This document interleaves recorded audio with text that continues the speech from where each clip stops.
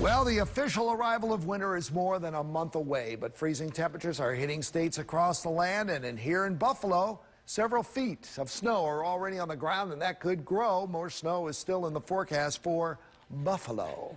All right, we may not be seeing snow yet here, but temperatures in our state are approaching record lows. Meteorologist Mike Masco is here to explain why it's getting so cold early. Mike, what is all this? Is this that polar vortex thing?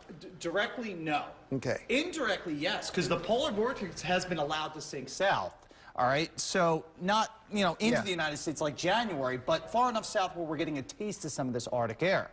The reason behind this is called an omega block. Take a look at this. Omega block, it gets its name, Jamie, because of the Greek letter omega, which the jet stream configures itself in that position. Now, what that does is it sends all the cold air south. So in this setup, a strong high builds over Alaska. It forces the cold air out of Canada right into the United States. Now, this particular block actually became abnormally strong due to that major typhoon, which actually merged with a large Pacific storm.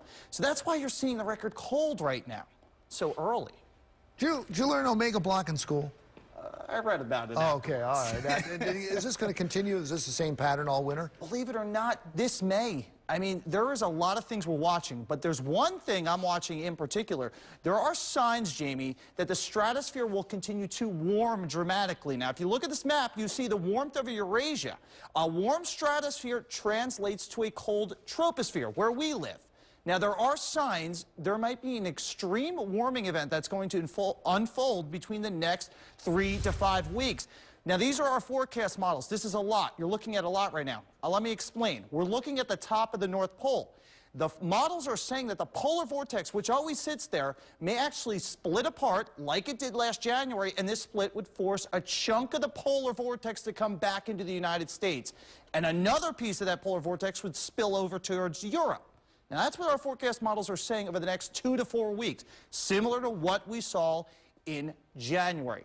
There are no guarantees that this forecast is going to unfold like this because we're talking about so much science that our forecast models can't handle that amount of data.